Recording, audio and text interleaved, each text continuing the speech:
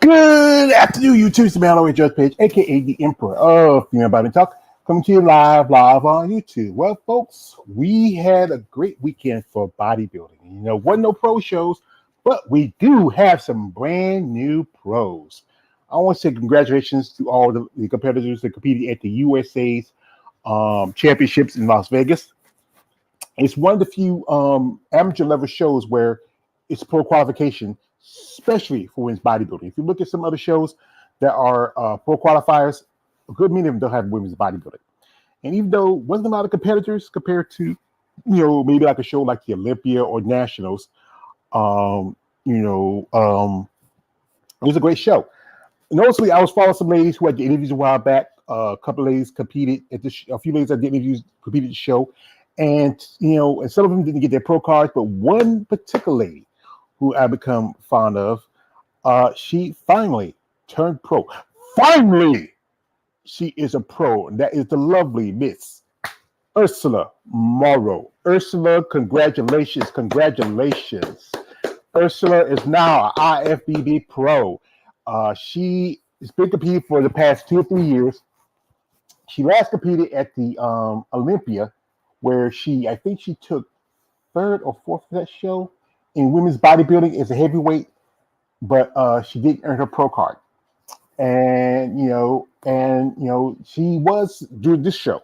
I would say she should have done the Miss International got a pro card a lot faster, but hey, that's just me. But but congratulations to you. And also the show, the top two competitors there was only, like I said, it was only two divisions. Only two classes for a show in women's bodybuilding. It was light heavyweight and heavyweight. This year was a very low showing. As you know, some women don't want to do women's bodybuilding because they feel like they want to all that debate at the femininity. But the opportunity to get your pro card, there's competitors that will double dip, but you should always have your options open. I know, and also get the cost. I also can't forget the cost of competing. You have to pay like $300 for each each division you go for. You have to pay $300 for each division. If you compete in women's bodybuilding, you have to pay $300. If you means in physique, you have to pay $300, $600 altogether.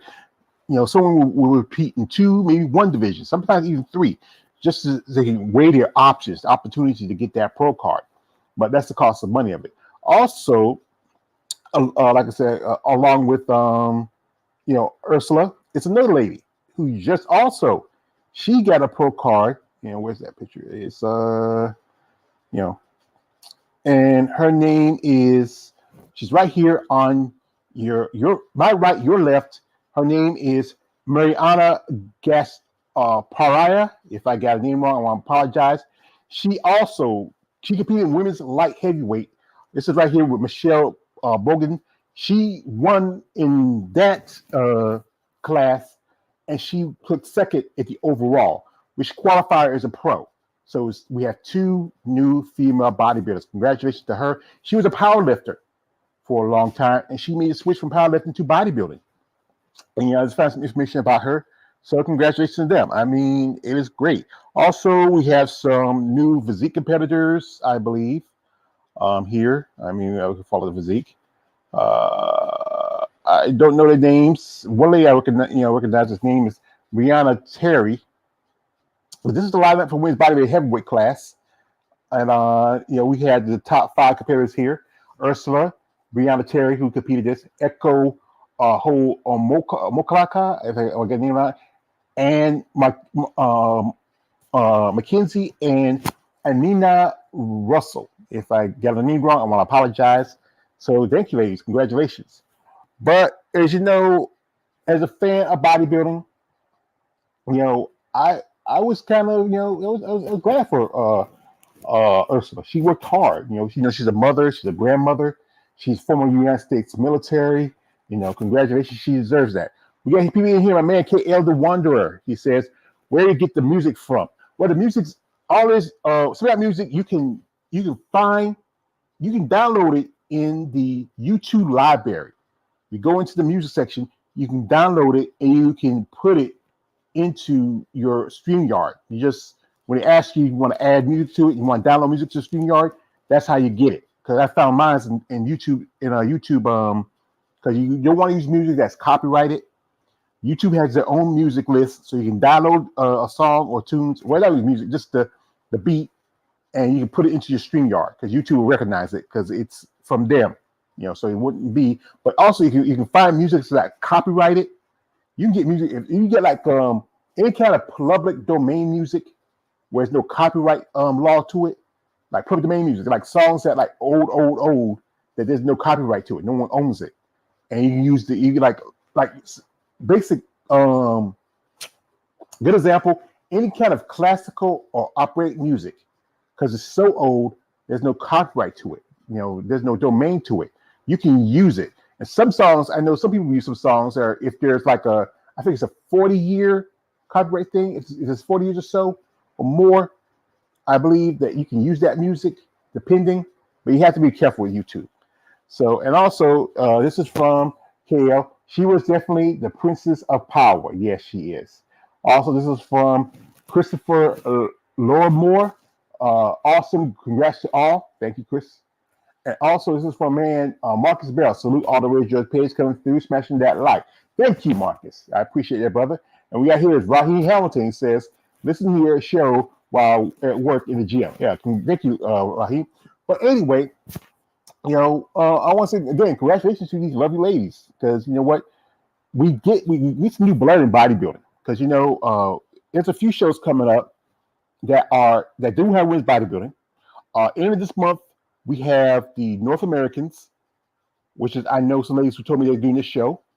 Then around the 1st of November, we'll have the Olympia Amateurs, because last year they just added women's bodybuilding, and I know a couple ladies who did interviews with who earned the pro cards that show. That is Marilyn Yee and Lotta.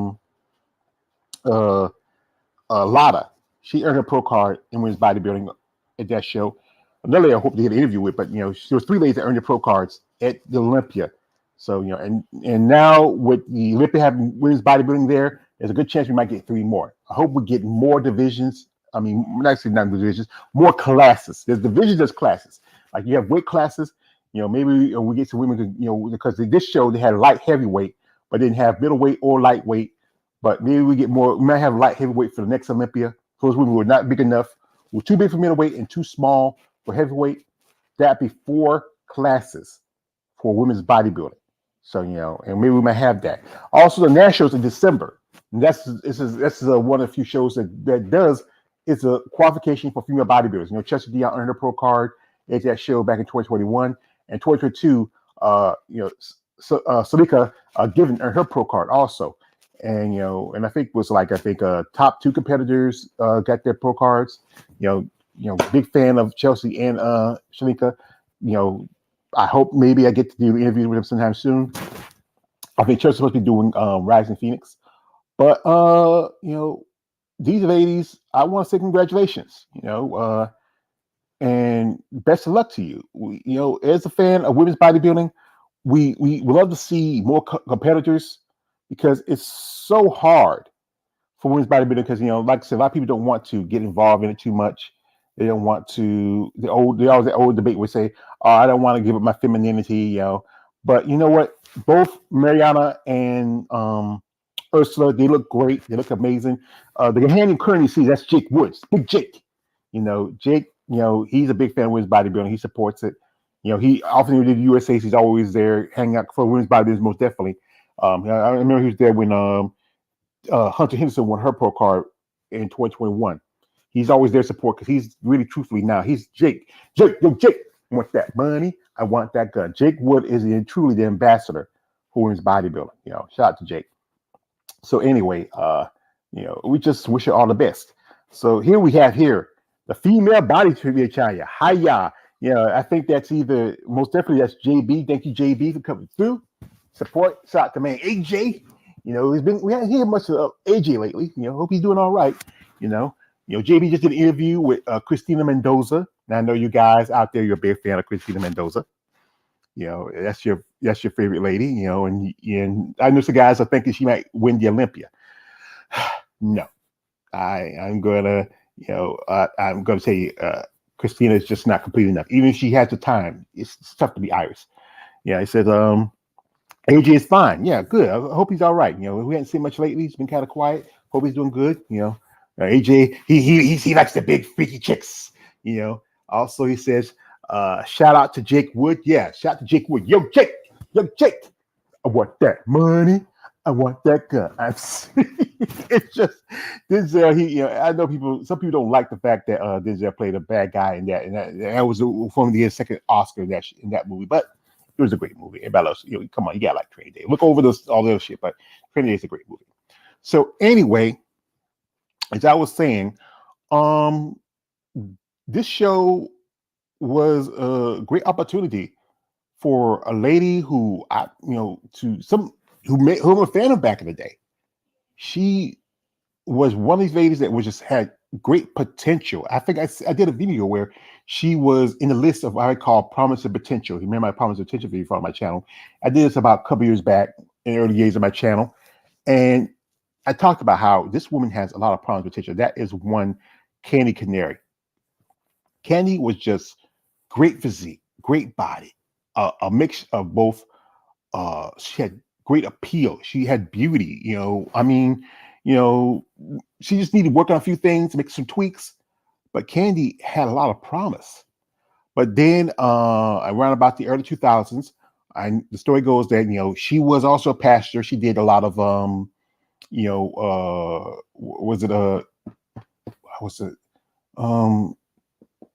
lot of voluntary work. She did. I think it was she like kind of the Peace Corps. What was it called? She was I forgot how you say that. She did. She did a lot of traveling, and her religious. She's very religious. Her faith is important for her.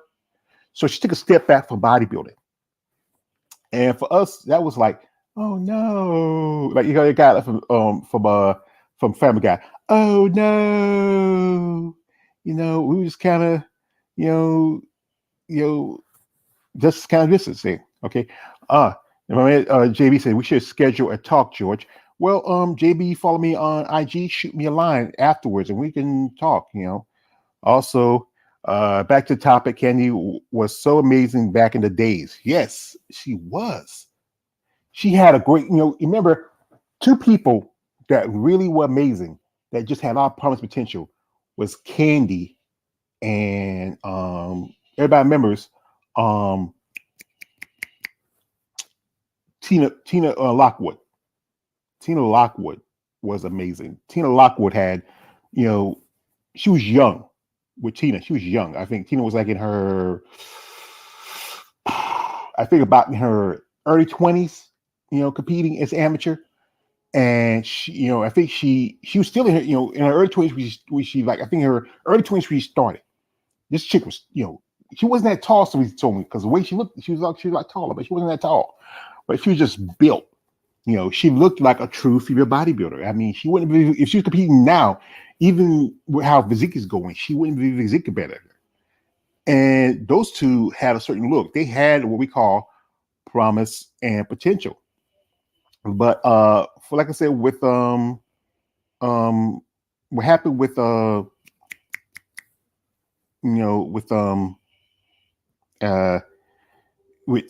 with Candy, she decided that it was more important for her to do what's best for her.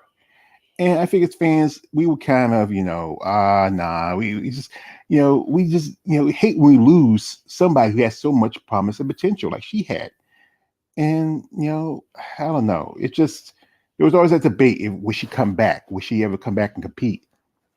And I don't know, she took the time and she, went off to, I know the story was that Candy had gotten, she got a second marriage. She got married again because Candy also was in the Air Force before she started bodybuilding. She was in the Air Force, and she got married for a second time because she has two children from her first husband, and then she married somebody else, and then she decided to move on to after her and her husband, I think the story was her and her husband got a divorce.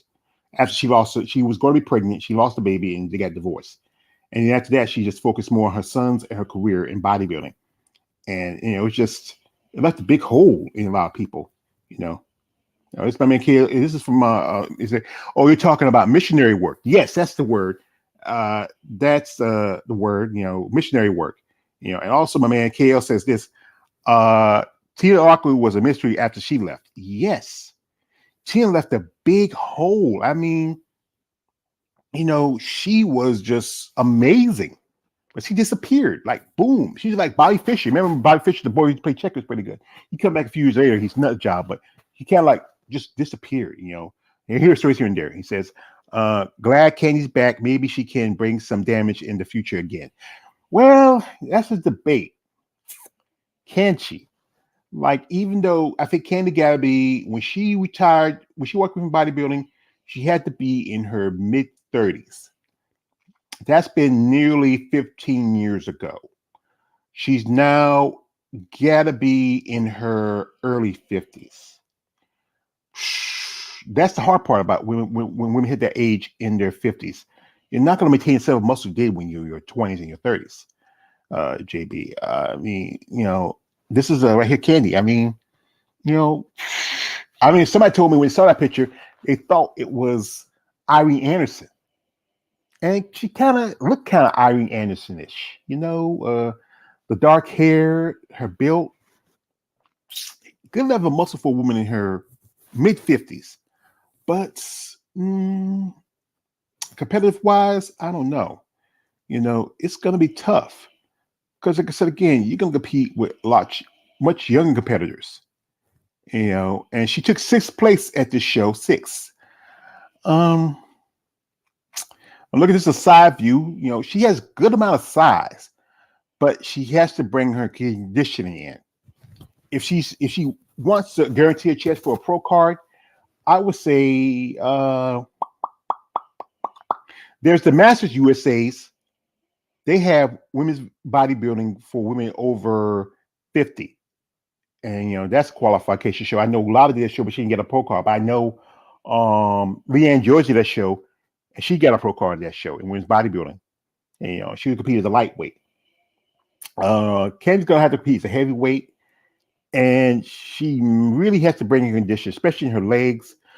Upper body looks pretty good, look at her shoulders, her arms, her details, but the legs, calves, she's too smooth. I know they don't want women too styrated, but still, from the level she used to be, it's a good distance. I'll say, this is a man says, I never heard of Canary. The name is hot. Yeah, well, see with you, KL, I think you should have heard of Canary. If you know who Tina Lockwood is, you should have heard of Canary. What's this? My man says, Tist. Yeah, I think it is. I think that's what it's Tist. Candy, remember back in the day, she was amazing. She had a great physique, a great look. I don't know if she's on IG or not. She might be. I don't know. A lot of these days, I think a lot of the much older competitors don't do IG as much, especially as women that disappeared. But Candy, I mean, if you remember what Candy used to be like back in the day, she was just amazing. She just had, this combination of a great physique, great look, great muscle. I mean, she was a goddess. I mean, she just, I remember when I first saw pictures of her, used to be in your muscle mags, and she just something different about her, and she could have, I don't know, it left a big hole. Like I think she last competed in, I think, was it 2007, 2008, and then she decided to do the missionary work. And Candy was just one of those high, decent, just a great physique. No one ever, like I said, she left a big hole when she left bodybuilding, you know. But no one's could say, what's in the minds of these competitors. There's been plenty of competitors that walked away from the sport and came back. He says, it's a lot of women, bro. How you expect me to know all? Like, whether do you look familiar? KL, like I said, that well, with me, I have good recall. I don't know everybody's memories is good, but mine is pretty good. And but it's about studying. When you do content on bodybuilding, you have to always be aware. Like I watched an interview with Brittany. Like you didn't know, like when she Teresa and Vasic, like kind of like my old partner, remember my old partner Jared, how he didn't know how to say her name right. I said Teresa. I didn't know what to say for a long time, but once after I start, listening to it, how people pronounce it, and I remember Lena Pooper said that it's a Romanian name. In Vasic, it's a Romanian name. I mean, she was doing an interview with Teresa. I think she said it was a Romanian name, and she pronounced it the way it's supposed to be pronounced as Romanian. I mean, yes, we pronounce it the way we as. Actually, I'm from the South. I pronounce things how I see it. Like when I was used to call Andrea because I know Andrea Sauer. She pronounces it as Andrea. Andrea's pronounces it as Andrea, but somebody told me, correct me, and that was Renee Reef says that it's Andrea, George, not Andrea. It's Andrea, not Andrea. I'll say, okay, I got it. So here is also, he says this, he says, maybe I've seen her before, but I forgot. I understand, but she sticks in my mind. She had just a great physique. Very, like I said, very aesthetically attractive, great, muscle development. I mean, she had so much potential. When she came in the game around about the about good part of the early 2000s, she had a great this great next door look to her. Great amount of muscle. If you see her, you would say like, wow. You would think she was a bodybuilder. You think she's just a ordinary woman. But then once she takes the jacket and the shirt off, you see the muscle.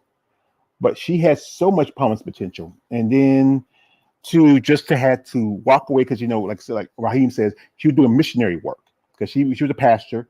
Also, she used to be former military. She was in the Air Force, and then she got remarried after her and her first husband broke up because she had two sons with her first husband.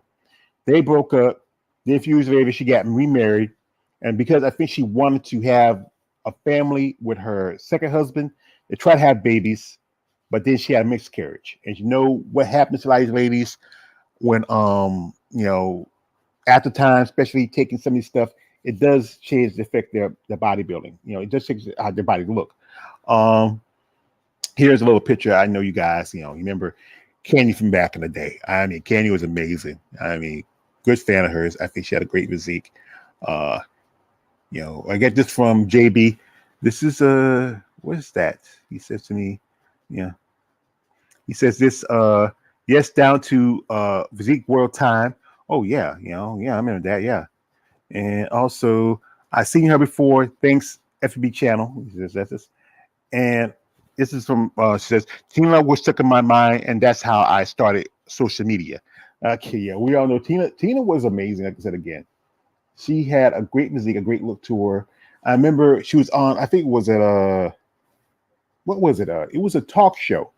She was on Charles Perez, and she was doing it. And she was on there with another lady who was, I think she was like a figure competitor, no, a fitness competitor. I forget the other lady's name, and and people talking just to Tina, because you know what, people don't understand these ladies in bodybuilding. They make assumptions about them. They make comments. They and I can see that look in her face, like she just felt like she was just like she felt like she's getting beat down. And I think there was a time when she decided to retire from bodybuilding. And Tina's disappeared. I was hearing one story, she was working for this company here, this story here. No one knows what Tina Lockwood is. You can't find her. She just, she just popped, she just disappeared. And look at if you look at Candy, she's just amazing. She's just great muscle, great femininity. I mean, you know, just that's what she is. I mean, just you know. Also, he says, "I seen her before, George. Okay, okay. She just slipped my mind. That's all right, But you know, it's just about understanding about these ladies, and that's the one thing about KL. You have to always be on your game when um when dealing with these ladies in sport bodybuilding. You have to be knowledgeable. You have to be understanding. It's JB can tell you. You know, it's a lot of work to this. Trying to remember who's who, what they did, this, that. Sometimes it's the best advice if you don't know it off the top of your head, write it down and research it and study it. It's a great way to, especially when you do interviews and you have a subject that they might say something, make a comment, and you don't know what they're talking about. Then it's best to go ahead and know first. Like anytime I have an interview, I tell the lady, say, hey, they want to do the interview the next day. I said, nah, give me a couple of days because I want to know something about you before I get into the situation, and then I might be like empty-handed, don't know what to talk about with you. That's the thing is you got to research. But Tina was just amazing. It says Jenny Jones. I think no, she was never on Jenny Jones. I can remember. I know it was quite a few bodybuilders were on Jenny Jones. I remember. I think was Nicole Bass on Jenny Jones. Diane Cadeau was on Jenny Jones. There was Heather Graham. She was on Jenny Jones. One of the American Gladiators were on Jenny Jones. There's a lot of names I said that was on Jenny Jones. Here it says, I heard Tina passed away. That could be it. It could be it, but I think if it was, you probably would have heard it. Somebody would have said it, especially some of the old heads, like maybe even Bill Dobbins might have heard it because when you interview Bill Dobbins, says you should have popped her picture before Genius. Where I had, so don't worry about it. My man JB's looking out for me, so you're not looking at me, so be quiet. Also, research is essential. 100% right all the way, Judge Pace. Thank you, JB. Thank you for backing me up. And also, Raheem says, research professor. Yeah, it's research is a thing, But Raheem says this. He says, Wyville was on Jenny Jones too. Yes, Wyville Bobo was on Jenny Jones. There was a long list. I think Jenny Jones and Montel Williams had the most bodybuilders on this show. Montel used to always have like Dota Marie. Remember, she was a bodybuilder. She used to always come in there and lift them every year for his anniversary show. I know Linda Murray's on there. Laura Craval was on there. A lot of ladies that professional level because Montel was a big bodybuilding fan. Remember he was on the cover of Muscle of Development, and I think it was him, Diane Dennis, and I can't remember who was it. I probably want to say Denise Wasowski. She was a blonde. It could have been Denise Wasowski or Tanya Knight. I think Raheem might remember it. That cover of Muscle Development. But yeah. But also another lady competed this year, and this lady got her pro card. And she was competing in the good part of the 80s. I think good part of the 90s, close to the late 90s, early 2000s. She stepped away from sport because she started acting. That is Carmen Brady. Remember Carmen Brady back then? She was that dude's girlfriend from Napoleon Dynamite, and she came out of retirement and competed, and it was a surprise. I mean, I was looking because a couple of ladies I've become friends with was competing shows. I'm good friends with Amanda Schnook. She was competing in the show. Another lady, her name's Gretchen. She was competing in the show too. We've been social media friends. We never actually met, but I know I've met Amanda, it was last year at Glenn's event, and Carmen, she earned her pro card, and congratulations, this woman, been in the game as long as she has, competed as long as she has. She finally now she is an IFBB pro, and took some time off, come back, and now she's a pro. And there she is right there. She earned her pro card, women's physique. And I know it's probably was the best division for her because right now she couldn't do bodybuilding, especially her age. She lost a lot of muscle and size. You know, this was another class she was competing in, but she earned a pro card in another class. I think she was doing women's what was it, 40 over, 50 over, 50 over, I believe. If I'm correct. Go back here to the right here because she's on the list for women's physique. And there is women's physique. And she was the was it women's physique? No, I think it was women's bodybuilding. I think I was wrong. Women's bodybuilding, I believe.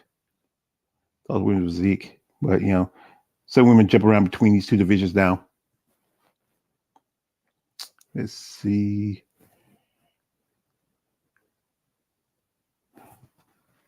Yes, she is. Carmen Brady, she is now a brand new pro.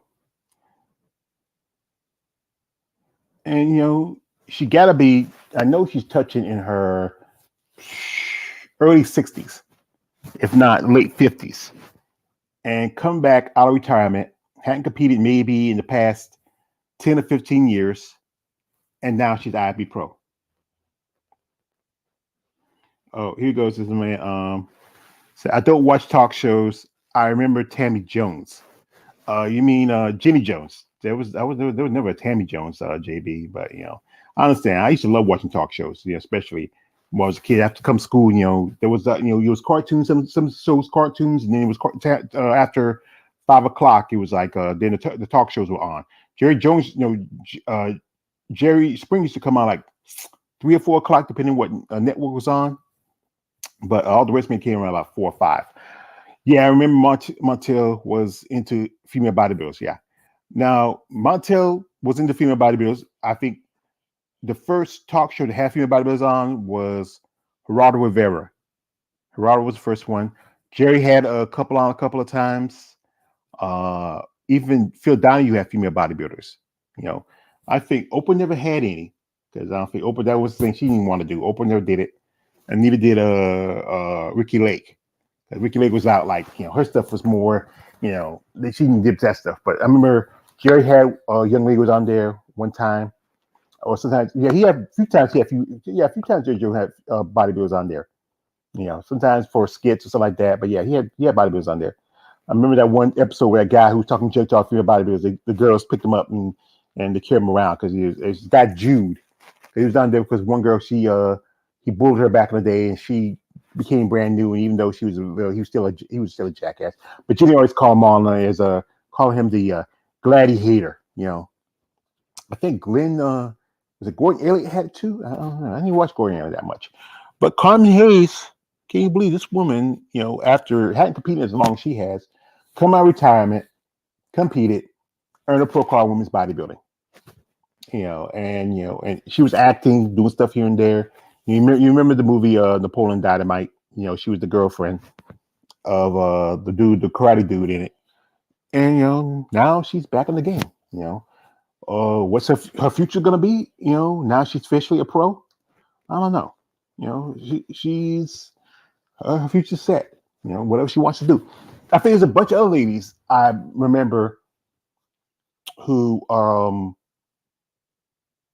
who are just, I think it was Gina, not Gina, what's the face that I know?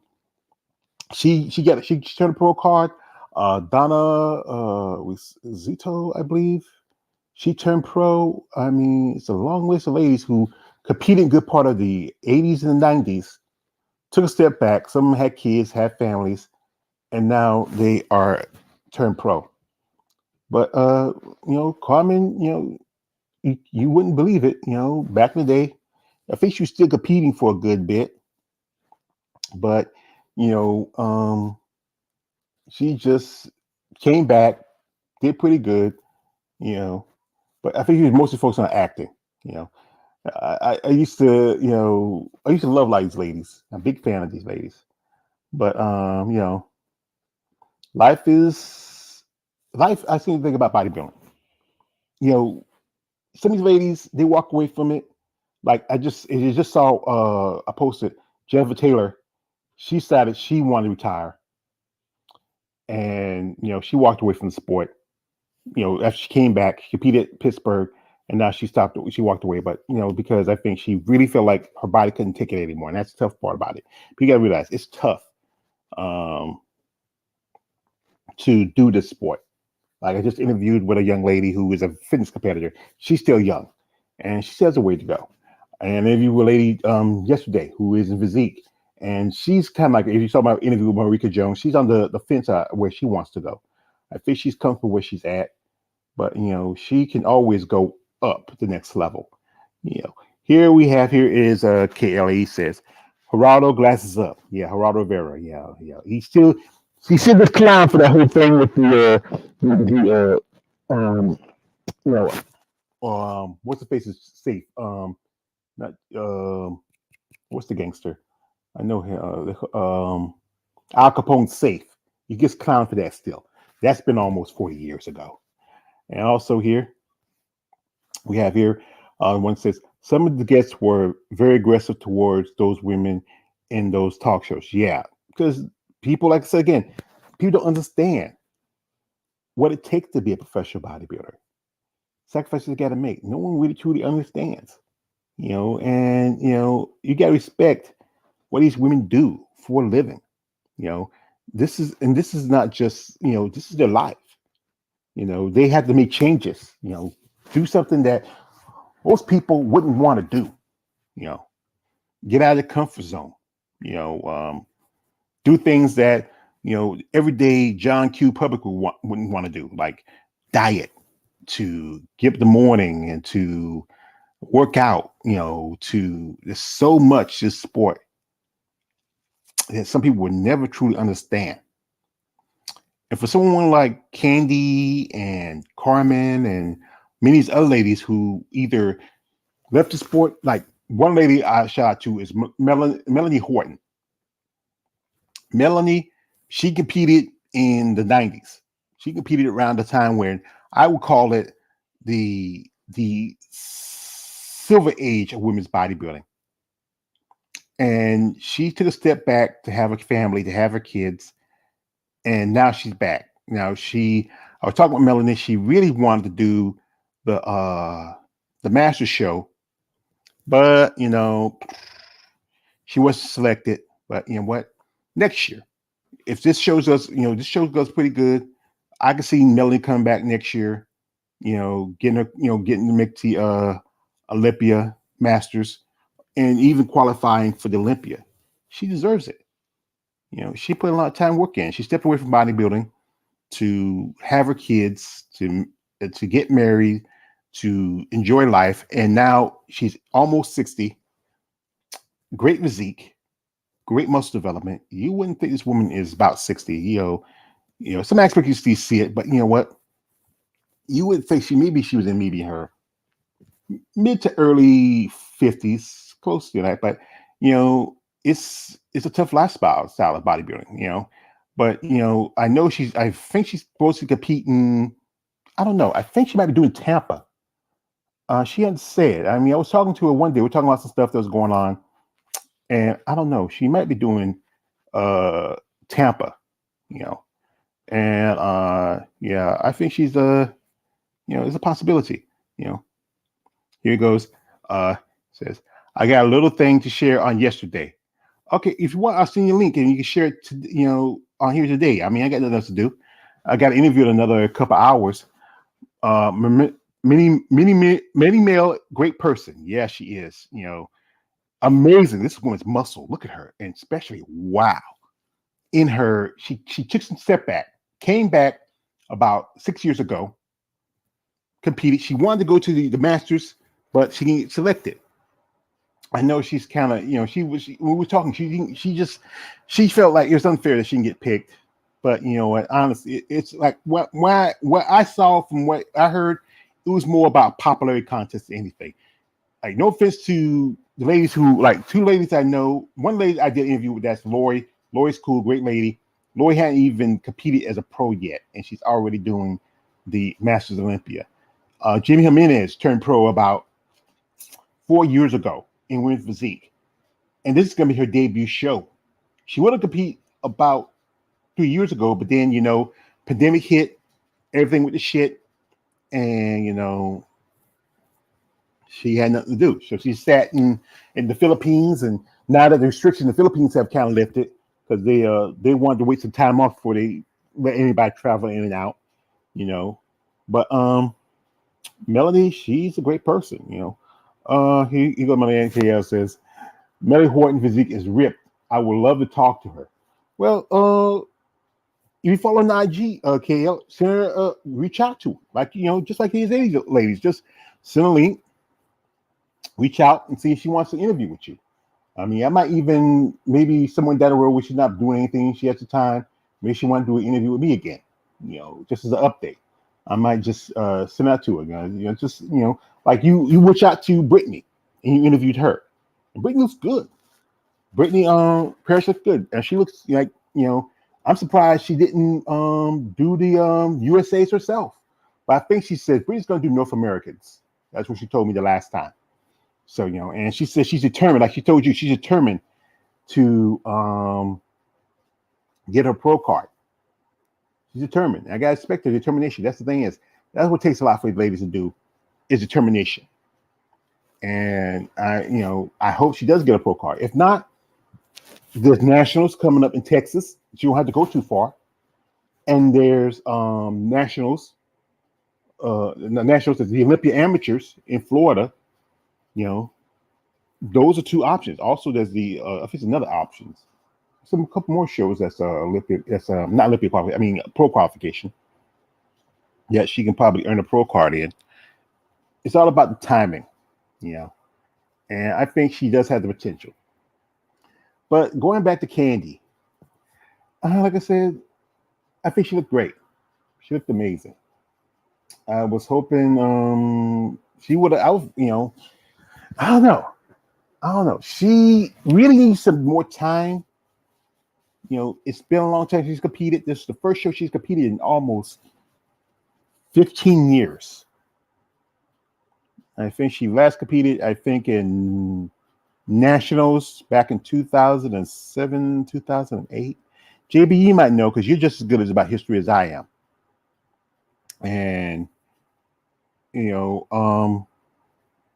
I think she does have a lot of time to grow and to work and develop as a competitor. Maybe, I don't know. Like I said again, there's still shows that are possibilities for her. There's another show as the Masters USA's. That's probably a week or so before, maybe a month or so before the North Americans, or she can try North Americans. North Americans is probably a possibility. If she can pick that show, maybe she can work on her conditioning, make some improvements. That gives at least 4 weeks. My man, Raheem says, he says this. He says, it was 2007. Okay, 2007 last time she competed.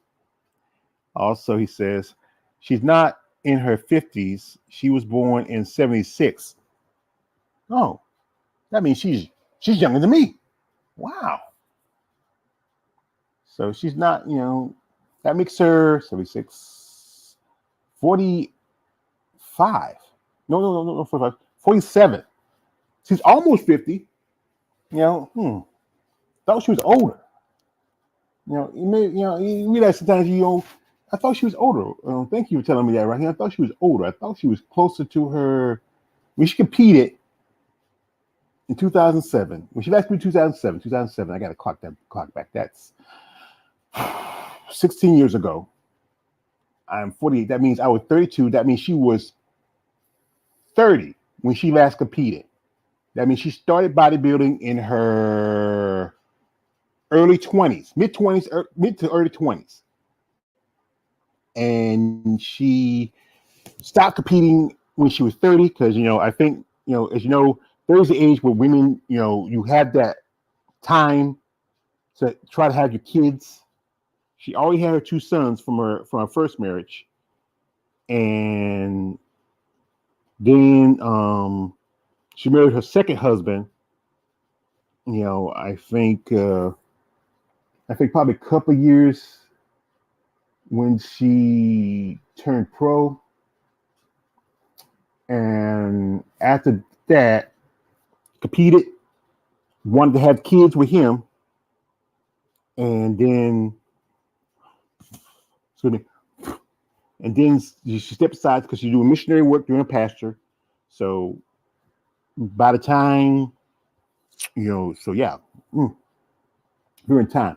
Well, folks, time flies. Can you believe it? 2007, and now it's 2023. I just seem like I just woke up one morning and boom, life goes by. But anyway, folks, my thoughts of this. I hope she does get it the right show, and and you gotta think about it. What Candy could have been, if she had competed, got a pro card, Oh yeah, this is man. Raheem says this also. Yeah. Christy Hawkins is wondering if she's coming back. Oh, well, I saw a while back. I posted this, Raheem. I saw where she posted that she renewed her pro card for 2022. But Christy does a lot of powerlifting. She owns a business too. There's another lady who I think might be coming back too. We got my man Corey KL here. We're gonna pop him in real quick. Hey, what's up? What's up? What's up? What Da, da, da, da, da. Da, da, da, da. I'm just joking. I'm just playing. Yeah, just playing. That's my intro. That's my intro. Da, da, da, da, da. Da, da, da, da. Johnny Carson did. I think only person left from the show is Doc Severin. I think he's still alive. I think Doc Severin. Yeah, Doc Severin. I just know Ed McMahon. Doc was the guy who used to play he was the band leader. He played the horn. I saw a special about him a while back. Yeah, he was on a special a while back. He was talking about how he was doing this and the money he was making back in the day, and talking about the Johnny Carson show. Ed's been dead for about I don't know, almost gotta be at least 10 years. He died a little bit right after Michael Jackson died. Him and Fair Falls and Michael Jackson died about the same time. So that's been at least 14 years. And they were going through some hard stuff. Okay. But Doc, I think he's still alive. But the thing is, we're talking about, we're seeing a lot more female bodybuilders coming out of retirement now, and come back and compete. When I saw her, I was like, I follow Ursula, and what I do is often when they already had the pictures out for the show, so I was looking to see what the pictures, because I knew like the 2 ladies in that interview, Kylie and Hannah both competed at the show, but they didn't get the pro cards. I said, well, I'm gonna check and see. I always sent them their pictures about earlier last week for that show, and then I was gonna check Ursula and see, send her pictures, because they like to get their pictures and use them for their social media. And I saw the name list. If you follow to my community section, I saw Canary. I said, what?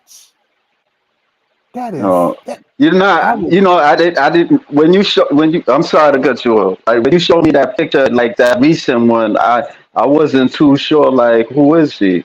But then, what's his name? JB. He showed he kind of displayed that picture. Oh, like, oh, okay, yeah, I seen her. But the name didn't really kind of like hit me like that. But the image, that face, yeah, yeah, I know who she was. But it Mhm. just kind of the name just slipped away like that. But yeah, I know who Candy Canary Okay. is. So hey, Yeah, Candy had a lot of potential. Like I said, like if you go like this in the '90s, uh, Tina Lockwood had potential, but then she yeah, stepped away. You know, then Candy came in around about the early 2000s. Then she disappeared.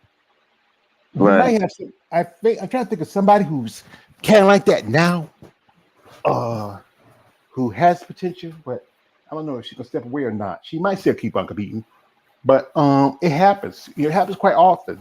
Like what Melody did when she turned pro around about the '90s, competed in her only bodybuilding show. Her first bodybuilding show was the Olympia, and then after that she stepped away, have her kids, and have her family, and and then she comes back because she has a passion for the sport. Another lady, I think Raheem, if he's still listening, he recognized her too, and she competed in the Olympia. She had great potential, and that's Denise. I think Hoshore. I think if I got the name wrong, Yeah, yeah, another. Denise Hosher. Oh, Yeah, Denise Hosher. yeah, Denise, Denise. yeah, I, Yeah, yeah, Denise Hosher. Yeah, she's on and Instagram. I was trying to reach out to her a little bit, but it's yeah, tough. yeah, Yeah, because I love her pictures. I ain't yeah, gonna. Yeah, because back then she was. I remember there's a video of her. She was standing. Back then, used to weigh in the women at the shows. It was in the back, in the backstage weighing the women. She was right there when that part where you see Vicky Gates getting weighed, and I think she was yeah, competing as a lightweight, and Vicky Gates was getting weighed, and she was looking. She got like she was young again. I think she was in her had to be in her early 20s because that was like around 2000, 2001 she competed.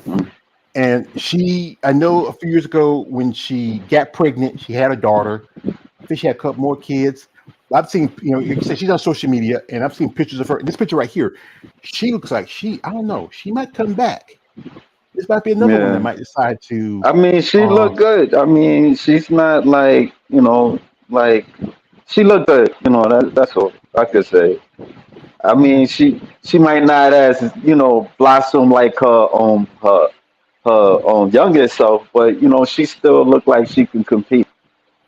Yeah, yeah, and I've reached out to Melanie Horton, but it's not very easy because she's very busy. hmm So yeah. That's the thing. These ladies are, they got lives, they got kids. I think she's prepping yeah, for. Is she prepping for Tampa, or she might be say she might do Daytona. You know, yeah, also I the got a ones little that. something to talk about. Yeah. Have you all wondered they just did it for fun? Yeah, they did it for fun, but also they did it because like I said, they have a passion for the sport, and doing it for fun sometimes is it's kind of tough.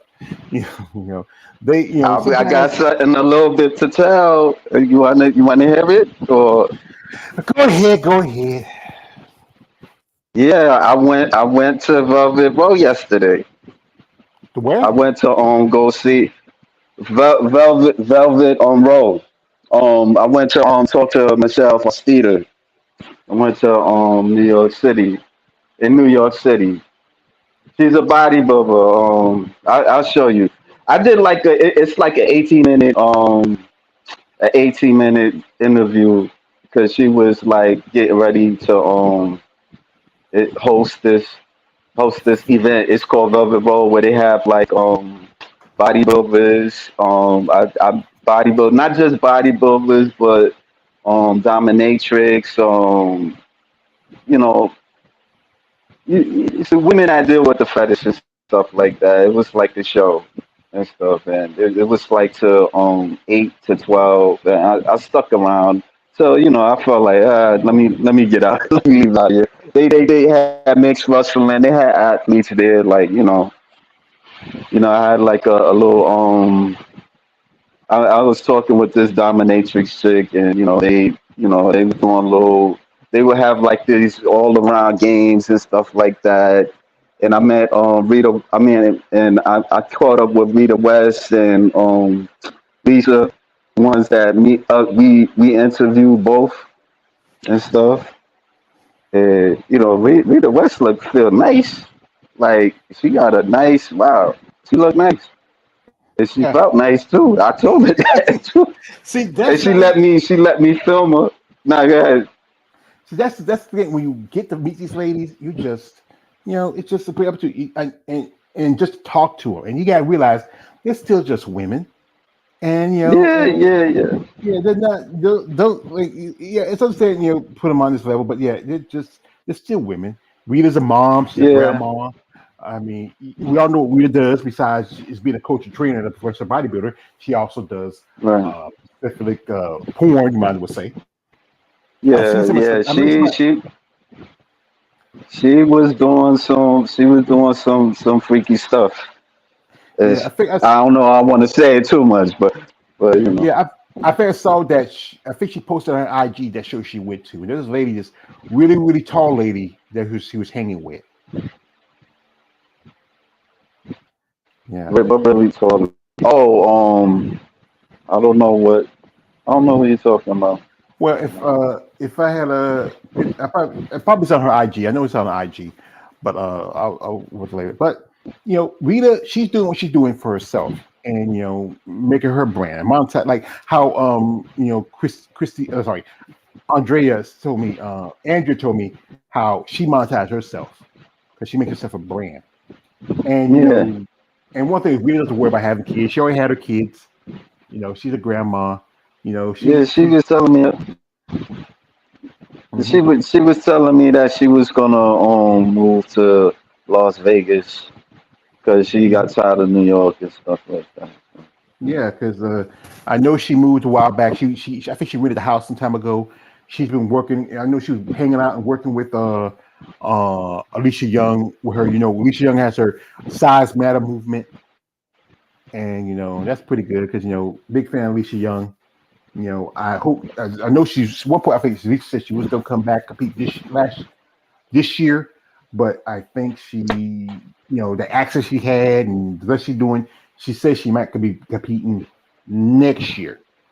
And I hope she do. It's been, I think, 4 years. It's going to be 4 years since she like competed. She competes next year. 2020, she doesn't Alicia compete. Young. Yeah, Alicia Young. Because she last competed at the Oh, Rising Phoenix. She took fourth. I think she got some points from that show.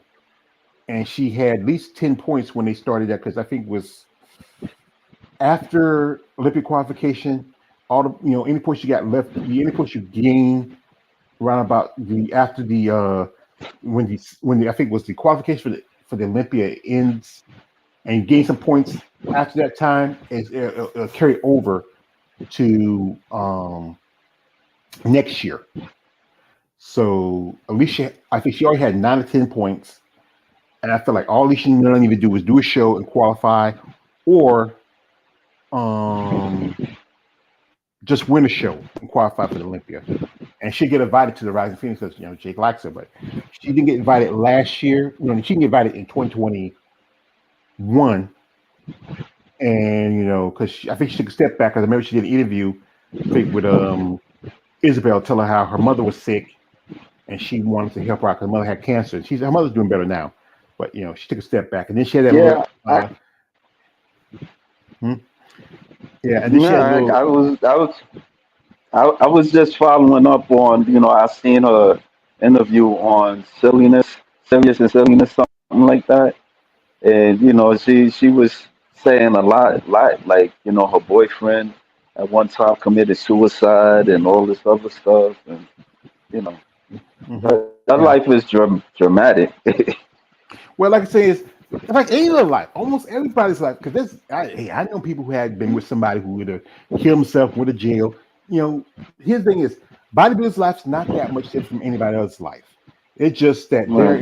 they're athletes. They're doing something that's not typically what everybody does. This things happen in people's lives.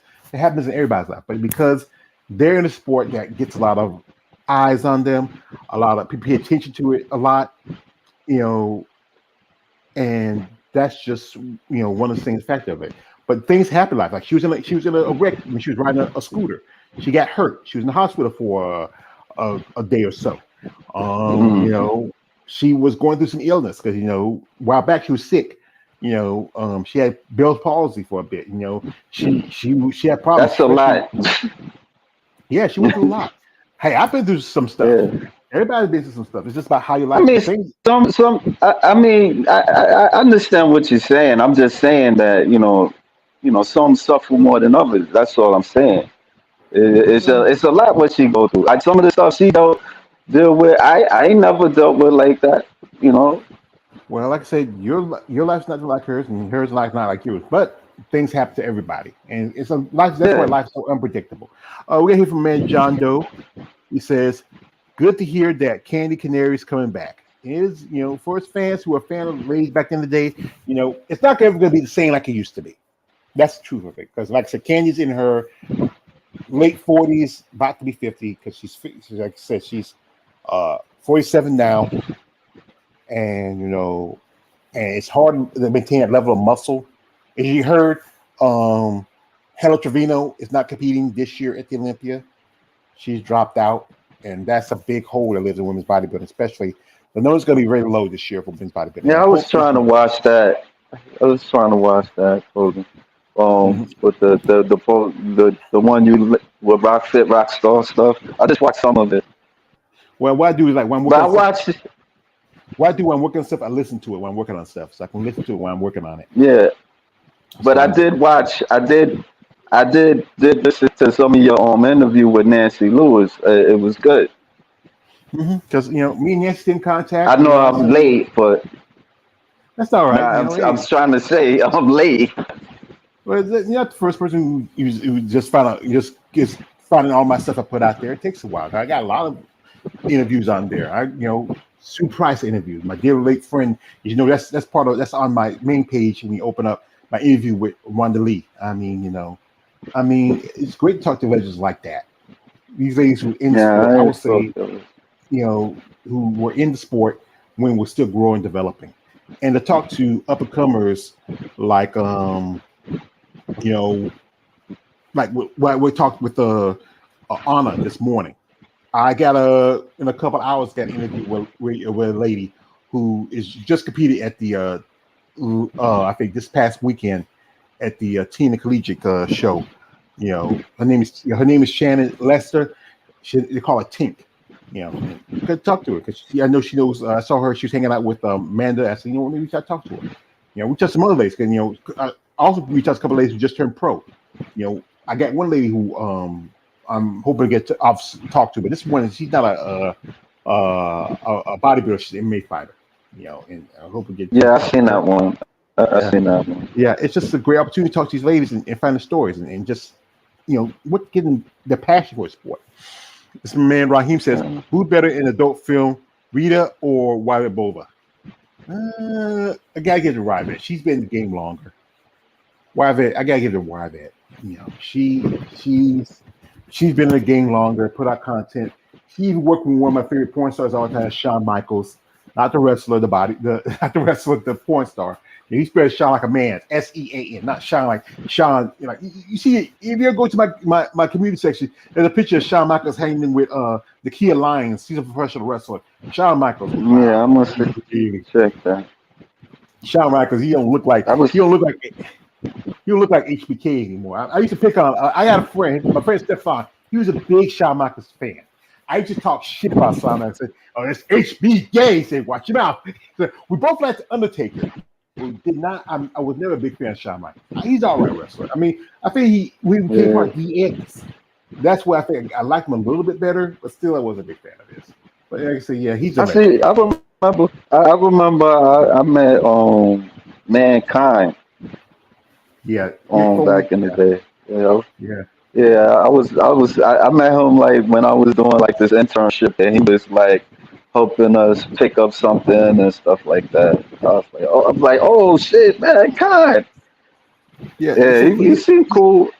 He's a nice guy. I read his book. His book he put out by himself. It's a great book. A friend of mine had it. I read it. Yeah, it was a great book. It took me a while because it was long. Really.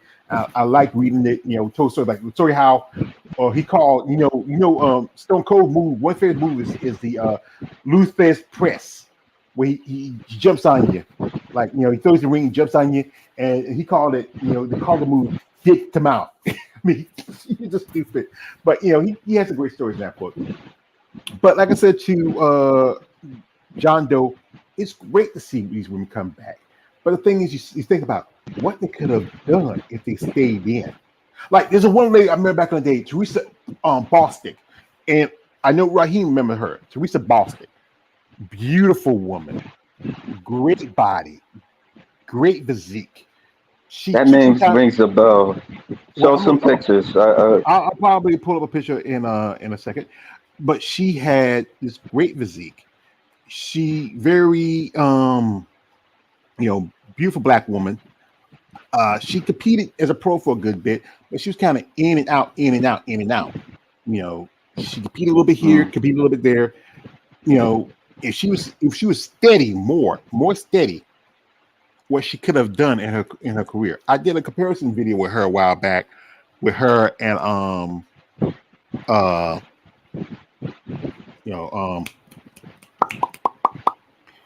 my girl, Mila Ash.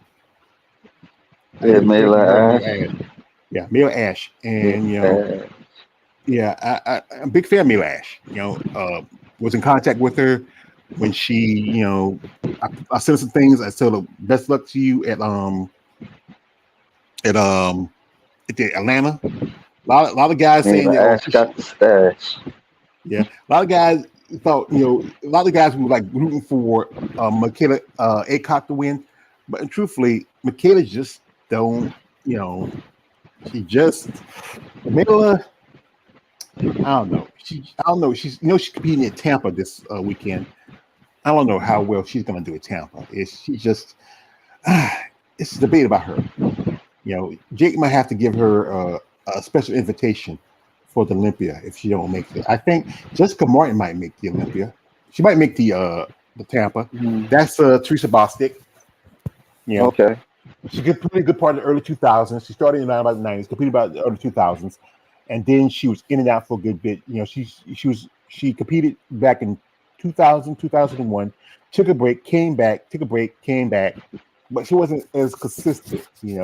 I think she had a great physique. If she stayed consistent, she probably could have maybe done a lot better. I think she probably could have beat Iris. Maybe just me, but kind of like when Denise Wisowski, after she competed in '94 at the Miss Olympia, 94, 93, I can't remember, and then she dropped out. I mean, she could have came back the next year and probably beat Linda, but then it was like maybe a couple years later, and then Kizvesky beat her. But Teresa had amazing physique. She had great potential, great look to it. I did a comparison video with her and Mila Ash. Here we have my man K said, I met Tracy Morgan back in the days. Yeah, Tracy Morgan. That was back when he was, remember that show Uptown Comedy Club where he did the thing. I saw a video with this old video with him and Monique doing wax snap. I think I know you too. I think I know what you. That used to come like 1 p.m. In my time, in New York. I think they would show it like in the morning, like 1 p.m. or something on Fox 5. Yeah, but I noticed him. I noticed him in Martin with him as Hustle Man. Pick up the pieces. You lost, Chief. Yeah, Chief. You lost, Chief. Yo, I got $3 for $5. Three chicken wings for $5. He was crazy. 3 chickens. He had 3 chickens. He okay. And pork bean juice with molasses. Yeah. Here we go. Also, Raheem says, I met The Rock while I was a background actor on SNL. Cool. That's great. I actually, years ago, I met Bo Crusher Smith. He came to our school and he did Bo Crusher Smith. He was a boxer back then. He fought Mike Tyson back in the day. Bone Crusher was a heavyweight champion. He was from North Carolina. He was the his big claim was he was a boxer with a college degree, and he came to our middle school and he talked to us kids. I met him, Oh, and I saw Mike Tyson Alphabet. knocked him out, right? I think Mike did knock him out. Mike back then was here. Mike was there. Um, you know, I remember. I saw Alphabet at Walt Disney World. I wish I took a picture of him, but he was with his daughter. I didn't. I ran out of film because I took some pictures there. That's what time being Disney World. Yeah. Also, that Russian woman who won this year's New York Pro is going to win the Miss Olympias. I'm sorry, Raheem. No. What are you talking about? Anastasia? No. Natalia Kovaleva. The one with the big boobs, right? Yes, she's not because she's not Yeah. complete enough. Raheem, it's just looks alone. I would say Alina Popa should have won the last two Miss Olympias in 2013 and 2014. Anastasia is not complete enough, and also, yes, again, her boobs are too big. If she wins this, it's gonna be it's gonna be nah. I like Andrea's physique, her look. She's complete. She's even. She has. There got to be somebody that could to take her out, man. Like, I mean, somebody not take her out, but like give her some competition. Like, it's like it's the same as like Alina Popa with Iris Kyle. Even though Iris Kyle did win, but it got to be somebody. Like, I mean, come on, like it got to be somebody, bro. Like. Seriously, like I mean, it's not. I mean, she might as well just get two more titles if that's the case. Well, Like, that's if it. nobody can, like, Well, here's the thing is, it's just that it's about if you like I said, if it was just on looks alone, as I said again, and you know, um, you know, most definitely, um, Alina could have won, but Alina just Iris, even though they didn't like Iris, Alina, Iris just had a great physique. She may not have been aesthetically yeah, as attractive compared to some female right, bodybuilders, but she had a great physique. That's why it was so tough to beat her. Andrea is in that same like how it was hard for them to beat Linda Murray. She lost. Yeah, she lost to Kim Zavetsky. Yeah, that's true. She lost to Kim Zavetsky twice. But it but was that's what tough. makes it boring. Like, but not to cut you off, but that's what makes it boring. Like, it's the same person over and over again. Like, That's there's true. nobody that can just like, what I mean, like, kind of compete with them. Like, to just I mean it's I don't know, man. It's not like the other sports where well, I don't watch basketball all the time like that neither, but I'm just saying the competition, like it don't seem like it's always there, especially in bodybuilding like that. That's just my thoughts. It's just like when I don't watch football much like that, but I do pay attention to it. I don't watch it like that. Like how the Patriots kept winning under Tom Brady. You get tired of them after a while, or when the Bulls are winning every other time, you get tired. Or when you do get tired of seeing people win. But if you're a fan, for the fans, you love the fact that your team or your whoever you're rooting for is winning. But the people who don't Man, like it are not really fans. They just, they want to see something new. Okay, that's good. That's it. Like I know some people were happy when Natalia won, but there's a good chance that Natalia might lose the title. It happens. You lose one, you win one. mm, This is a memory right here. He says, no George, I met Tracy when he was on Saturday Night Live. I know you said you worked at the back for a person Saturday Night Live. I was talking about when he was on a show called Uptown Comedy Club. I used to watch, when I was back in the day. He used to come on Channel 40 at 12 o'clock. We used to watch it yeah, right yeah, after that come in the Showtime. morning. Yeah, we used to Yeah, it right will after we come in watch the Showtime morning. Apollo. He's a hater right here. He Yeah. says, Andrea sucks. Well, Raheem, I got 2 words for you. Suck it. You suck. And he said, Andrea's not attractive. Well, you know what? That's your Oh, he opinion. trolling. He That's your trolling. opinion. Yeah, He he said, trolling. He that's your trolling. opinion. He trolling. Opinions like buttholes. Everybody has one. So, you got one. So, yeah, but like I said, it's about I know everybody wants, Natalia to say we were Natalia, but Natalia, she's just not complete enough. She's too top heavy. She still needs to work on some sections of her body, especially the arms, the quads, everything else. She it's just if you, the judges are the ones who are going to look at what's the set line criteria for bodybuilding. And if Natalia doesn't hit those, people talking about Angela could probably win it. Angela, she's still a little bit on the small side. She still needs to grow. They're saying talking about Christina Mendoza, she's just not complete yet either. She has great quads, good definition. I know when people were telling me when they saw pictures, they say her hamstring insertions are not good enough. That's why when I was listening to some people talking, they were surprised how she lost to how how they said Jessica Martin should have won that show. And honestly, when I saw a picture of Jessica, she looked great. Jessica has bigger lats. With Christina, her lats are still kind of small, And here he said like this. He says, "I'm not true. I'm just stating facts. It's a fact to you, but not the facts to the rest of us. We don't." He liked them white girls. That's what it is. He liked them white girls. I know. I know it. I know. Look the white girls. Ain't nothing wrong with that. It ain't nothing wrong with that. I like white girls too, but I'm just saying. I could tell. I could tell. I like this. I like a woman who likes me. You be black or white. I like you. You like me. That's my mindset.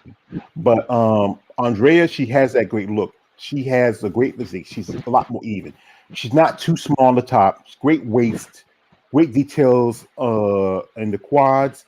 She, I got the pleasure of seeing her live in person when she did a guest posing. Even though she looked a little soft, that was just maybe like a month away from the Rising Phoenix, about 2 months away from the Olympia, 2 or 3 months away from the Olympia. That's in September.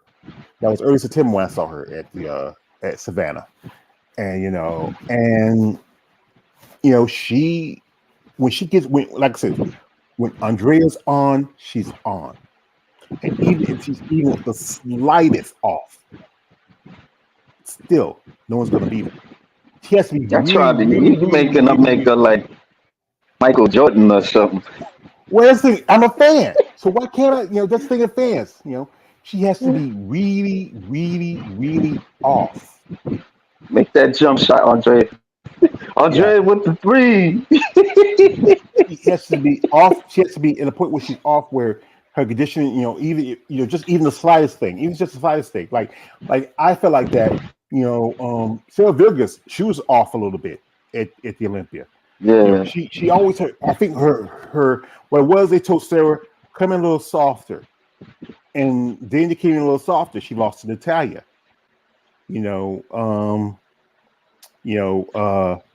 It's just it's just that if you just like this, that year when Iris lost the title to Xavier King, she came a little softer, but still, that was her downfall. They keep changing the criteria. He says, I never said Andrew's ugly. I just because I said that it doesn't mean it's women, white women. Well, but you do sound like you seem like you sound like you. It sounds like wait. That's what he said, and I didn't say anything. Serious. That's what Kale said.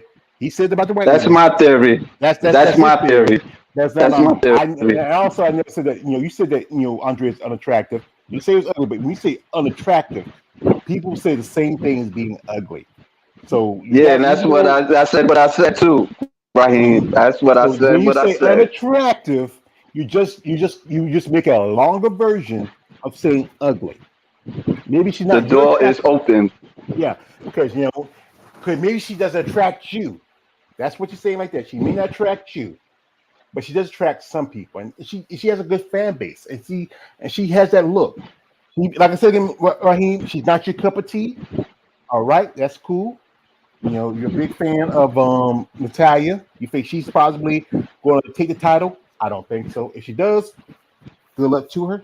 But it's gonna be tough. It's Andrew comes in, dialed in, set. If the tag's just slight off, the tag's not going to even get. Well, it's going to be 10 competitors, and because with with Hella out, you only have technically two already qualified for the Olympia. That's Andrea and Angela, and you have technically 9 shows that's qualification for the Olympia. Because you already Vancouver, New York, Toronto, Chicago, Atlanta. Just finished a show in Europe, Portugal. Europa show coming up, and Tampa this weekend. So that's 9 shows. I'm wrong. Let me say it. Then forget the Master show. So we go Tampa this weekend. Just got finished Chicago. Got finished Atlanta. Toronto. Portugal. New York. And Vancouver. Now that's 7. And I think it's best you show like a list or something. well, the list is a long list. It's a long Uh, list because it's going to be a lot of shows. There's no point me showing a long list. Then you have shows like uh, there's the World Master show, but that's not Olympic qualification. That's for Masters competitors, but it should be Olympic qualification. They can make Olympic qualification. All you got to do is like this: you have different classes, age classes, and you can do like you do with the amateur shows.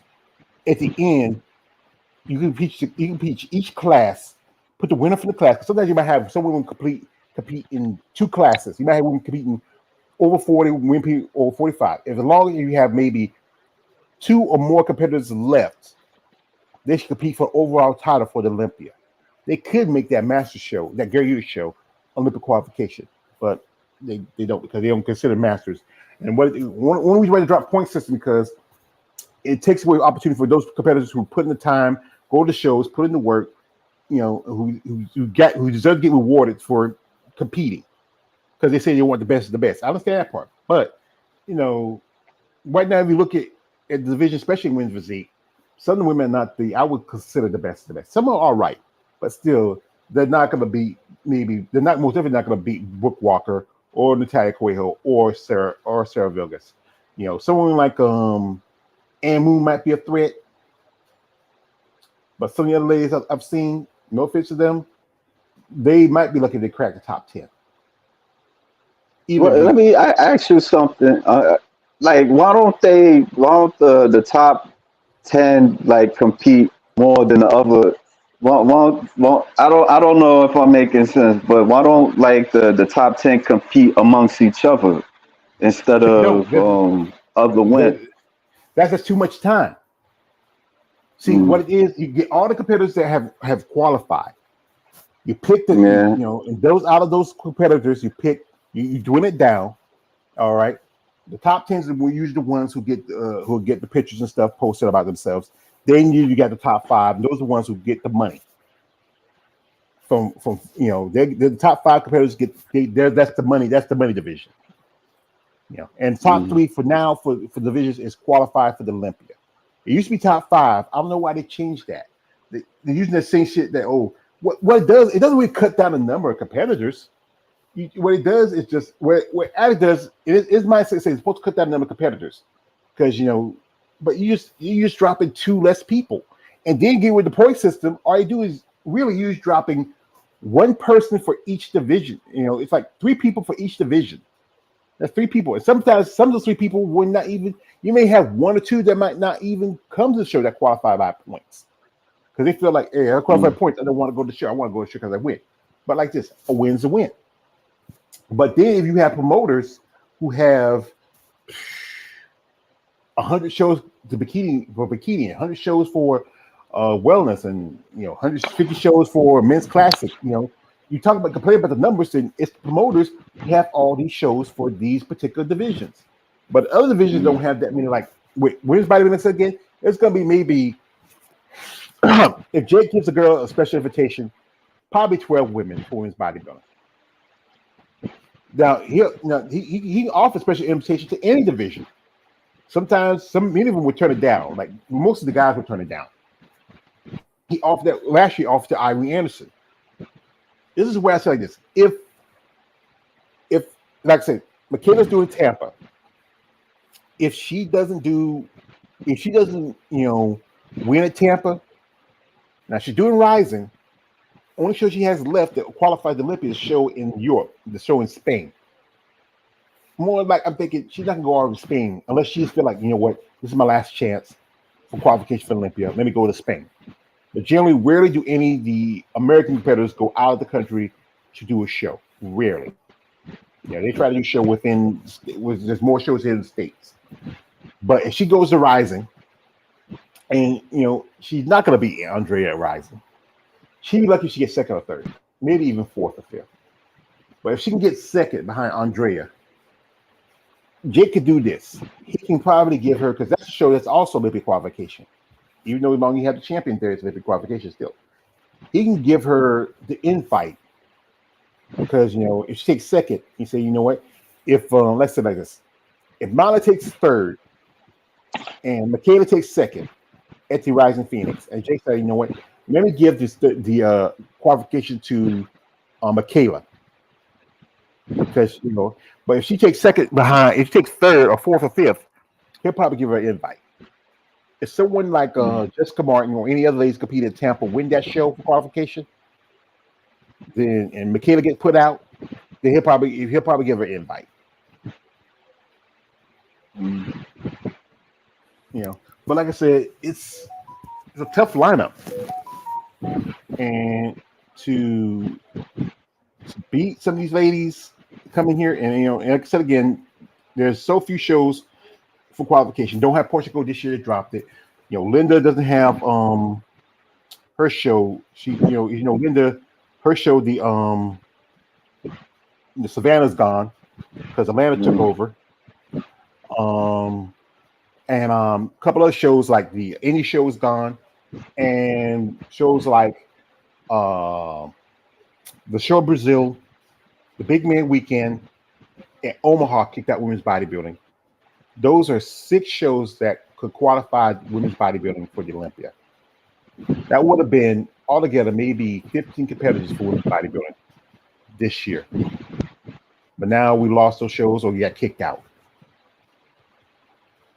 It's like you could write a book, bro.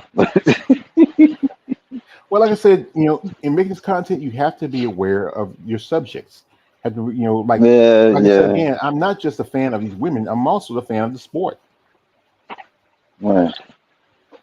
Yeah. Look, I'm gonna keep it real, man. I just used to displaying them and doing other things and stuff like that. That's it, man. I never really went that deep into it like that. It's just I was curious, about them, but it just it's a lot. It's a lot. Well, like I said, it's just I'm gonna just say I have my limits. That's it. Well, then you have to expand your limits, because when you do interviews with ladies, they're gonna talk about something, ask about something, or something make the conversation interesting. Like when I talk or I do interviews, you see me in my interviews, we talk about things. We talk about stuff that need to be done, this or that. We also talk about the other stuff. Like we always have good conversation. Like I was talking with Anna. She said she was nervous. After we got off, we talked. She said she was nervous. And I said, when I do my interviews, I don't have a set plan of questions.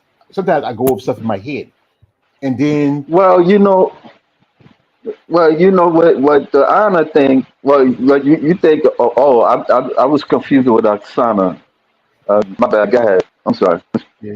Yeah. Well, it's just about understanding. Like I said, I remember one lady said she wanted to do the interview the next day. I said, nah, give me a couple of days.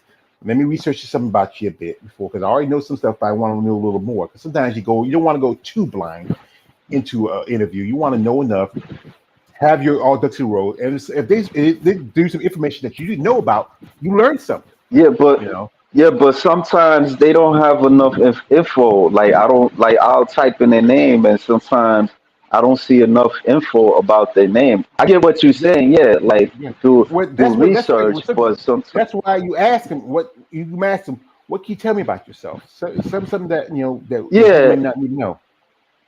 yeah, like with Oksana, like like I didn't know too much about her, and I did But did you see go on some her IG? videos.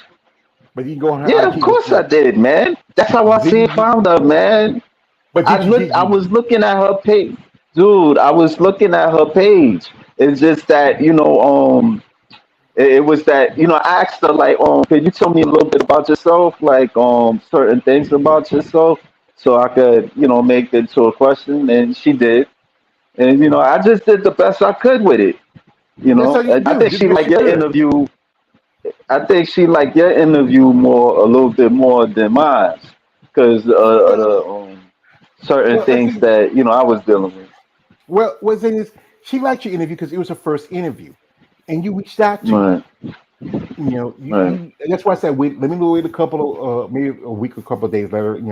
And then I'll go reach out to her because but get comfortable about doing interviews. Like the thing Right. is, I didn't do my Joker thing too much because I didn't do it all because the fact is I didn't want to be Yeah, especially because be there. sometimes you get a little carried away with that joke I'll give shit. a carry away because you know what I do that as entertaining fact. It's also that's a part of my character. That's a You part of my try character. too hard with that No, Joker I don't try stuff, too man. hard. Yeah, I try what Yes, I you want. do. See, you be a You like hater. you like You be like you. one Yeah. thing I did Uh, I'm one thing I not did like hating. George. one thing when I tapped you out the other day was that comment about my mama. I don't like that. My mama. I said that. I I apologize. I yeah wasn't trying to be mean. I would. yeah. Just think about I'm serious. I wait. wasn't trying to be mean, Let man. me finish. Let me finish. Before you put this down, before you write something down, think about it first. I know you're not trying to be mean, but think about it before you say it. I apologize. That's what. Thank you for your apology. This is my man. Raheem. This is an amazing show. But I do appreciate it, Raheem. Thank you. I Yeah, know he yeah. being sarcastic. I don't care. Yeah, like I said, that time when AJ made comments when he was doing an interview with Sherry Piami, said like, "So that George, he calls it the body of women's body." He was like, "Idiot!" And I laughed at it because you know what? He does like my content, but I'm me. I'm gonna be me. Who I'm always gonna be. I'm me. I'm supposed to smoke. I even told Weeks later we supposed to be in an interview coming up in a couple of weeks.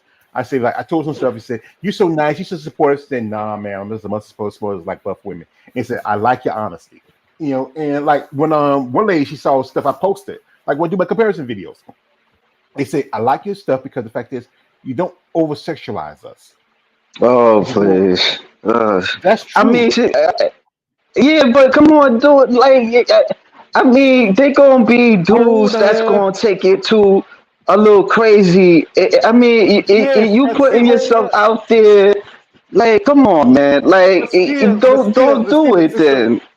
Still, sometimes they know what to say, but still, they like more more better behavior when it comes to this content.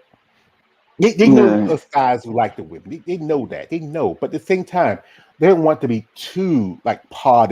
They like to, like I said again, like I told you before, with dealing with women, you want to deal with, we want to use it with a silk glove, not an iron fist. You know. and I get it, and I get it, and I get it. You may not be that dude, but they gonna be dudes that's going. There's nuts out there. You know what I'm saying? And They, they should know that. they know What I'm that. But the saying thing that is, that's what I'm saying. That what there's nothing you can really do about them.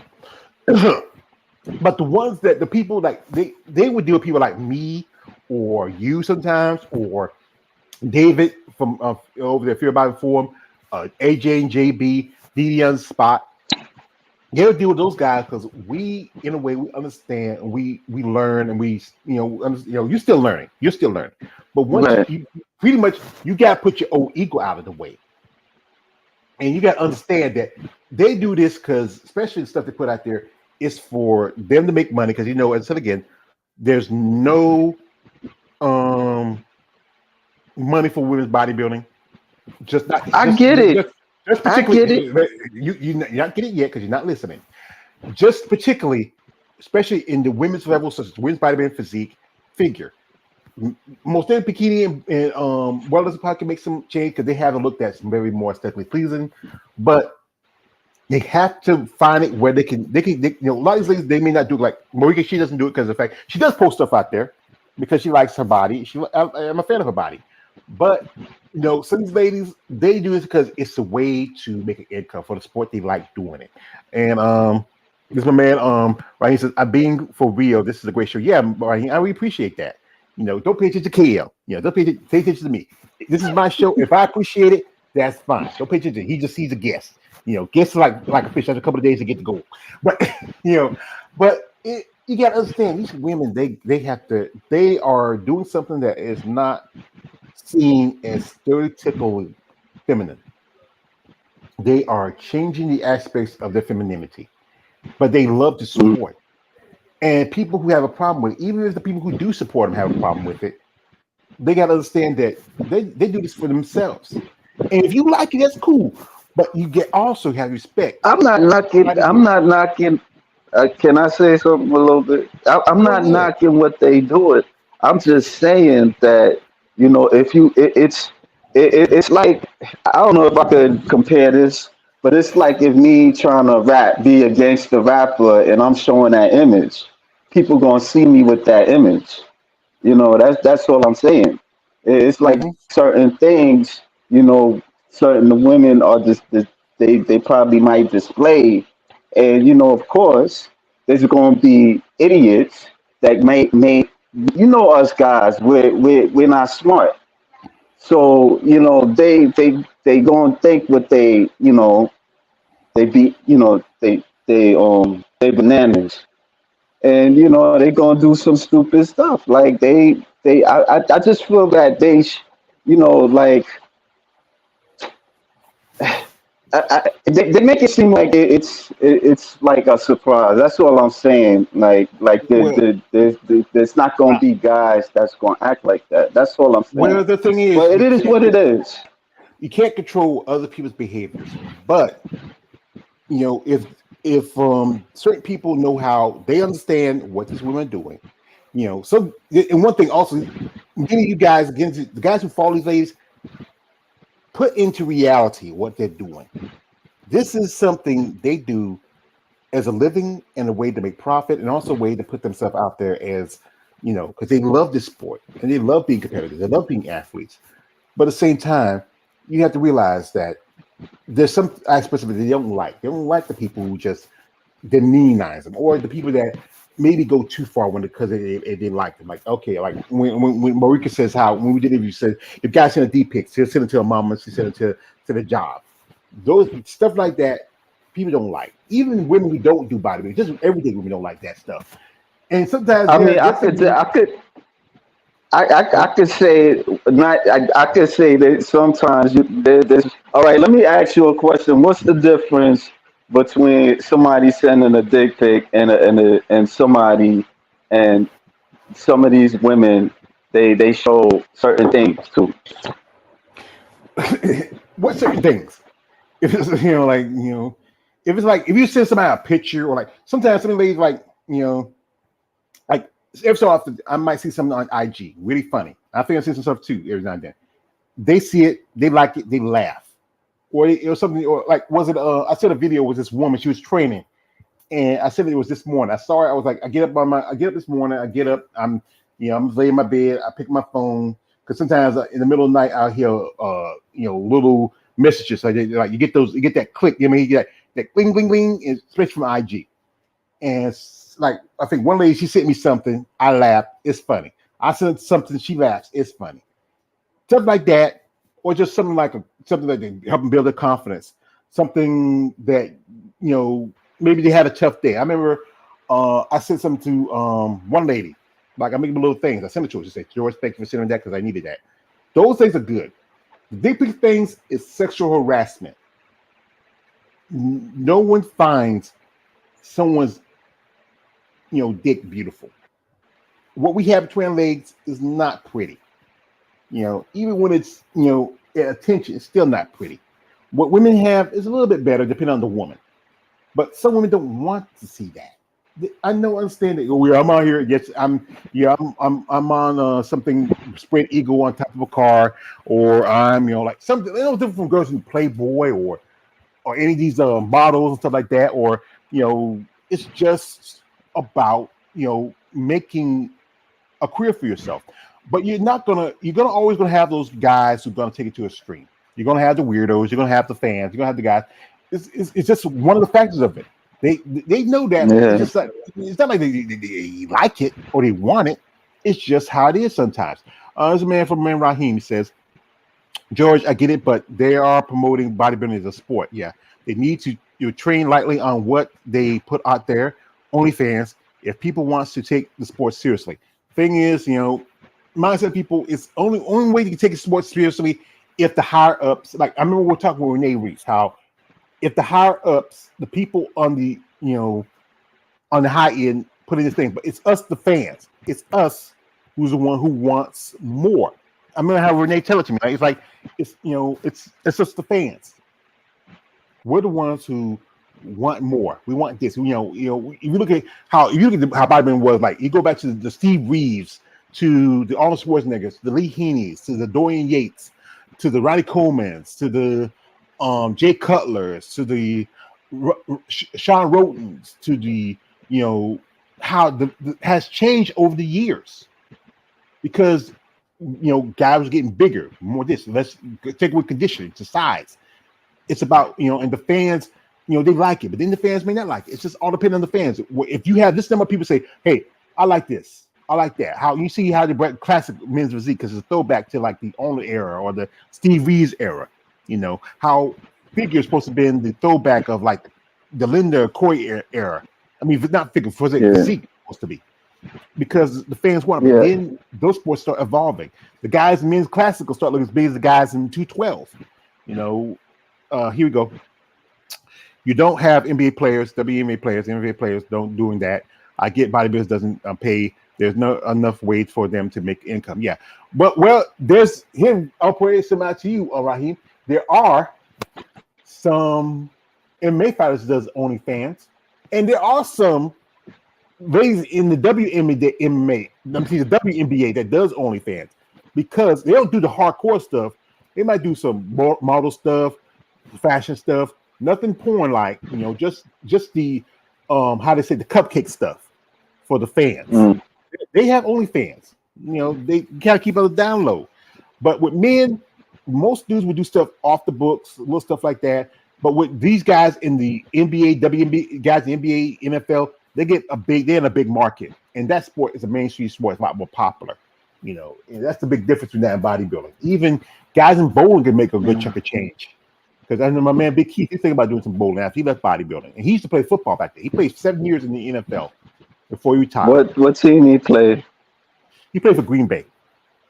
We got Green Bay. We got a thing going tomorrow. He got a ring? He got a ring? What year he played? I forget what year. I think he played a good part of the 90s. Maybe about late 80s, okay. 90s. It wasn't popping too much like that in the 90s. He never got a ring with Green Bay. I know a guy who live right here. His name is Vontae Leach. He's from here. Hello? He has a ring. He got a ring. We won we won with the Baltimore Ravens. Yeah. But, 90s, the Dallas and should I say San Fran? I think mostly Dallas. They was dominating that. That was a dynasty. Yeah, Dallas and San Fran. They was dominating that. Every now and then, the Jets or the Redskins. Every now and then, or now they call themselves the Commanders. Raheem Hamlin says, "Bro, sending women's dick pics. You wouldn't get a woman like that. Who thought, dudes, that they showing dick pics will get you a woman? No, it does not. Women do not like that stuff. Even women who are not bodybuilders. Women, just regular old day, everyday women, don't like that. I remember I was told how one time me and Mary Ann were just on a IG live, just chatting. So she let some guy in. Yeah, I probably saw something. I think. Real quick. I think like if you know the person, that because I was watching 90 Day Fiance, and they was, and this chick, she was talking about how this guy, sometimes he would throw a dick pic and she would laugh about it. And she was like, his eggplant was nice and stuff like that. Yeah, that's Yeah, thing. because in some way the women, they do kind of, that they probably did, invited that in, because even Kanye, he made a song about that shit, like about Yeah, sending dick pics and all that stuff, to his ex-wife. so yeah. So I mean, it's just that people probably take it to an extreme level of doing that, like, just doing it to somebody that you don't know, and you don't know what that person, they might not like the idea of you doing that, and that could be sexual harassment. So Yeah, it is. It is. that's what it is. Yeah, Well, if as yeah. long as I'm phrasing it wrong. yeah, well, it's not might be sexual harassment, but as long as you um know the person and y'all both cool and y'all have a sense of humor about it, that's good. But Right. then if you don't know somebody and you see something like as they call it, unsolicited dick pics, meaning you didn't ask for it or you wanted it, it's Yeah. one thing. Like Right. I know what some women say, like, oh, if we're on OnlyFans, oh, you can send them, but not while I'm, that's OnlyFans. That's a Yeah. different George, subject I altogether. gotta break out, man. We'll talk later because I gotta do certain things, man. All right, that's all right. Thank you for fighting. Oh, It you're ain't welcome. me. It's other. It's other forces That's that you don't need you don't need to explain. You just say, hey, I got a duck out. You don't need to explain. So All yeah, right. yeah, I'm just letting you know. yeah. All right. Thank you. Green Bay won in '97. Yeah, I figured that was still the Brett Favre era. Brett Favre's not in the best shape right now. He's in trouble. I'm not sure he's made not in jail for stealing food stamps. Fuck him. Something honestly. But yeah. But as back to subject again, it's great to see someone like Canary come out of retirement. You know, I hope she does pick the right show. There's North Americans in the month that gives her at least 4 weeks to make the adjustments probably. It's always nationals that's in December. That gives at least about a couple of months, or that's there's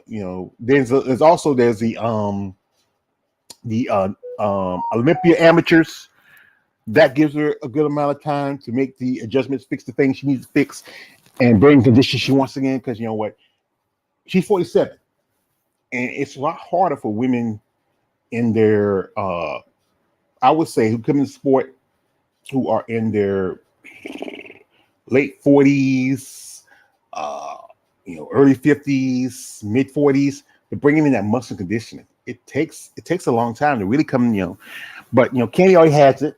She's probably been working out, um, staying in shape. But I hope she does well. I hope she does get a qualification. Also, congratulations to Carmen Brady. And that's another lady who's been in the game a long time. Who got her pro card finally.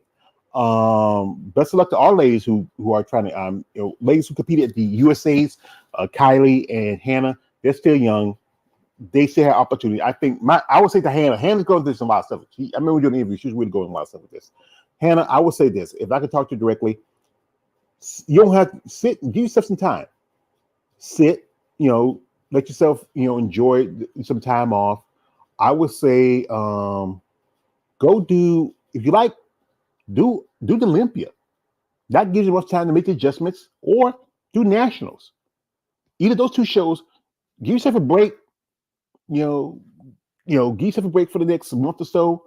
Those would be the best advice, for you. Okay, so simps are running the world. Yeah, yeah, yeah. Rule of thumb: even if you know that person, do not send dick pics via social media. Remember, they are friends with benefits. You meet with her face to face. Yeah, and that's true. But no, I don't say simps that rule the world. It's just those people who rule the world, not simps per se, but the people that understand that they can make money off those simps. Yo, they can make money out because real simps, you know, some guys are too wishy washy, but the guys who are empowered know that these guys out there who are fans of these ladies, who follow these women, who know they can make money off of these guys, that's what it is. These women know they can make money off these guys. They don't rule the world. They just know they're the ones that can make money off of, you know. Because if they rule the world would be a lot worse than it is now. He says, "How can I get your StreamYard?" Well, I left the well, Raheem. If you're watching the video on YouTube, there's a link. It's pinned. But I'm not staying on too long because my battery's getting low on my computer. I got to charge it. Also, I got my interview coming up with Shannon about an hour or so. So, but I'm not going to stay too long. But like I said again, I want to say congratulations to Ursula Morrow, or they call her Juicy. She's now IFB Pro. Congratulations to her. I hope maybe we might see her next year. Or like I said again, take a couple of years off. You've been working so hard. Take your time, rest, spend time with your grandbabies, spend time with your kids, spend time with your man. Work on a few things, put on a little more size. If you still sticking women's bodybuilding, but you could do physique. But I think her physique is, I think women's bodybuilding is a choice because she's just a little more thicker. Bodybuilding is good for the women who are thicker, more muscle development. Physique's good for the girls who are a little leaner, a little smaller. That's the better advice. But I wish her the best of luck. I think she's a great lady. Congratulations to also the ladies who won their pro cards this weekend at the USA's. Shout out to the ladies who are still grinding in there. There's still a few more shows as qualifiers. Like I said, there's the North Americans coming up the end of this month. Actually, in the next month in August. It's still July. Okay, let's forget. It's still July. In the next month in August, North Americans coming up. There's the Olympia. That's the 1st of November, and then there's Nationals. And I think and there's also another show. It's called It's the Masters USA's, and that's I forget when was that one. I forgot. I mean, I don't have the schedule for the amateur shows, but those are 4 shows as Olympic qualification, especially for someone like Candy. If you feel like I would say my best fit for Candy. Try the Masters USA's. You probably can qualify in women's bodybuilding a lot better than if you do North Americans or maybe Olympia. Maybe Nationals, regular Nationals. I don't know. Regular. I think the shows that have more master shows like North Americans and the Masters USA's be better for you. Or if you don't get it next year, there's shows like the Team Collegiate show in Pittsburgh. They got a lot of master divisions there. And to Ursula, we wish you best of luck.